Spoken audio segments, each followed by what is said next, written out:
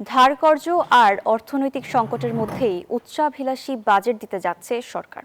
BNP সরকারের প্রথম budget প্রায় চূড়ান্ত, তবে বাজেট নিয়ে বাস্তবায়ন নিয়ে রয়েছে শঙ্কা।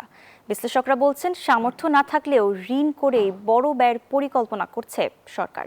তারা বলছেন, অর্থ সংস্থানে সাধারণ মানুষের ওপর বাড়বে করের বোঝা।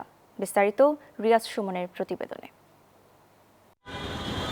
উচ্চ মূল্যস্ফীতি, বড় অঙ্কের রাজস্ব ঘাটতি আর ব্যবসা বাণিজ্যে মন্থর গতিসহ নানামুখী চাপে দেশের অর্থনীতি।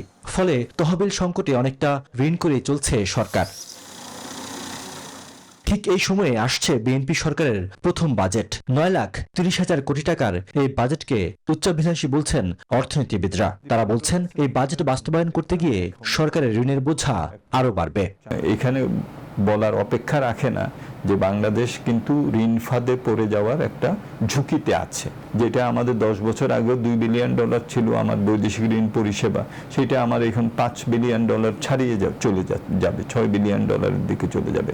এই ঋণগুলো যদি অপ্রয়োজনীয় হয় অথবা এগুলোকে যদি এড়িয়ে যাওয়া যায় অথবা এই ধরনের প্রকল্পগুলো যদি এক্ষুনি না নিয়ে পিছিয়ে দেওয়া যায়, সেটি একটি দেখবার বিশেষত। বড় অঙ্কের ব্যয় সামাল দিতে রাজস্ব আদায়ের লক্ষ্য বাড়ানো হচ্ছে আসছে বাজেটে, যাকে অনেকটা অবাস্তব বলছেন বিশ্লেষকরা। তাদের মতে, এনবিআর এর বিদ্যমান সক্ষমতায় প্রায় 7 লাখ কোটি টাকার রাজস্ব আদায় অসম্ভব। একই সঙ্গে মানুষের উপর করের বোঝাও বাড়বে। সম্পদ আহরণের দিকে তারা একটা জোর দিবেন এটা বলছেন।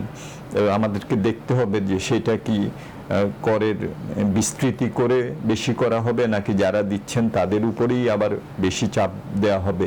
কর প্রশাসনের ডিসক্রিশনারি পাওয়ারের কারণেই দুটো কাজ হচ্ছে।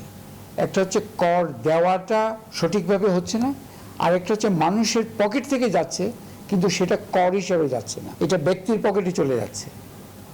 এই যে কর প্রশাসনের ডিসক্রিশনারি পাওয়ার, এটা করাটা খুবই জরুরি। বাজেটে 2,43,000 কোটি টাকার ঘাটতি রাখা হচ্ছে, যা চলতি বছরের চেয়ে 19% বেশি। এই ঘাটতি মেটাতে বিপুল পরিমাণ দেশি বিদেশি ঋণ দিতে হবে সরকারকে। 1,16,000 কোটি টাকা ইতিমধ্যে সরকার ঋণ নিয়েছে ব্যাংক থেকে।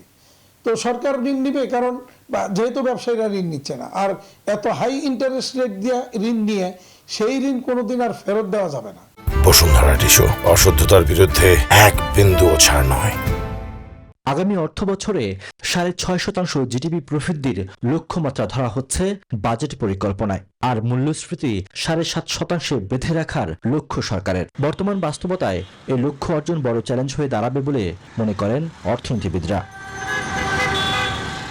রিয়াজ সুমন, নিউজ 24, ঢাকা।